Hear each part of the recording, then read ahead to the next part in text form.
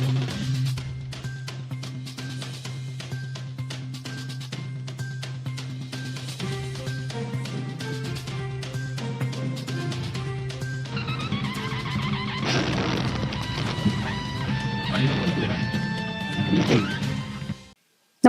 आपण पाहता हिरकणी न्यूज.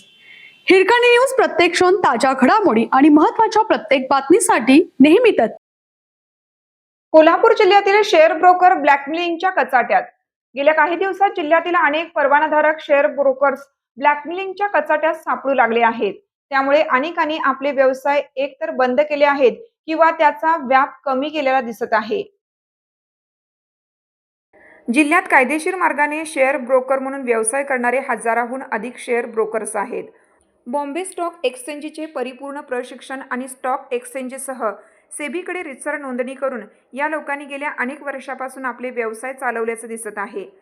जे कायदेशीर शेअर ब्रोकर्स आहेत त्यांच्या व्यवसायाबद्दल किंवा आर्थिक व्यवहाराबद्दल जिल्ह्यात आजपर्यंत एकही तक्रार दाखल नाही. गेल्या काही वर्षात जिल्ह्यात अनेक बनावट शेअर मार्केटिंग कंपन्या उदयास आल्या आणि त्यांनी गुंतवणूकदारांना करोडो रुपयांचा गंडा घालून पोबारा केला. एएस ट्रेडिंग ही अशीच एक बोगस कंपनी होती. अशा बोगस मार्केटिंग कंपन्यांमुळे गेल्या काही दिवसात शेअर मार्केटमध्ये गुंतवणूक करणाऱ्यांबद्दल एक प्रकारचे संशयाची वलय निर्माण झाला आहे. त्यामुळे अनेक वर्षापासून सचोटीने हा व्यवसाय करणारे जिल्ह्यातील शेअर ब्रोकरही अडचणीत आल्याचं दिसत आहे.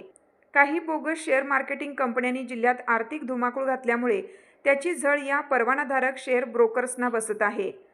काही समाज उपद्रवी लोक आणि काही तथाकथित संघटनांनी या निमित्ताने अशा परवानाधारक ब्रोकर्सना घेरायला सुरुवात केली आहे. आमची आर्थिक मागणी मान्य करा, अन्यथा तुमच्या व्यवसायाबद्दल तक्रार करतो, अशा धमक्या द्यायला सुरुवात केली आहे. त्याचप्रमाणे ही मंडळी संबंधित ब्रोकर्सच्या गुंतवणूकदारांमध्येही पद्धतशीरपणे संभ्रम निर्माण करीत आहेत. त्याचा परिणाम म्हणून अनेक गुंतवणूकदार आपली गुंतवणूक एकरकमी काढून घेताना दिसत आहेत.